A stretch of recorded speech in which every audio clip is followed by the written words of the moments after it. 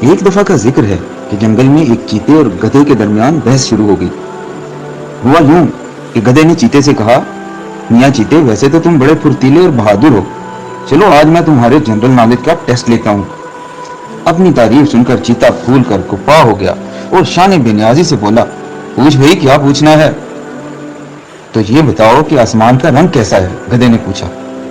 ارے یہ بھی کوئی سوال ہے، آسمان کا رنگ نیلا ہوتا ہے، چیتے نے فوراً جواب دیا۔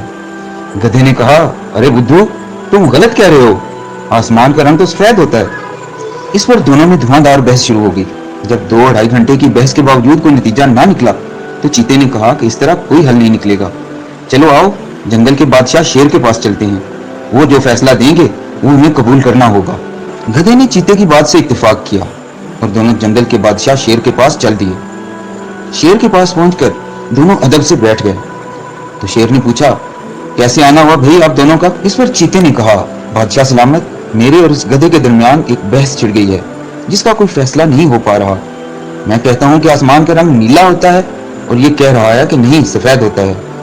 بادشاہ سلامت، اب آپ ہی فیصلہ کر دیجئے۔ اس پر شیر نے دونوں کو گھور کر دیکھا اور فوری فیصلہ سناتے ہوئے کہا، آسمان کا رنگ نیلا ہوتا ہے۔ یہ جواب سن کر چیتا بہت خوش ہوا اور فاتحانہ مسکراہٹ سے گدھے کی جانب دیکھا، مگر چیتے کی خوشی اس وقت کافور ہو گئی جب شیر نے اپنے محافظوں سے کہا، اس بے وقوف کو پکڑ کر جیل میں ڈال دیا جائے۔ چیتے نے حیرانی سے جنگل کے بادشاہ کی جانب دیکھا اور پوچھا، بادشاہ سلامت، سچا بھی میں ہوں اور سزا بھی مجھے ہی مل رہی ہے، یہ آپ کیا کر رہے ہیں؟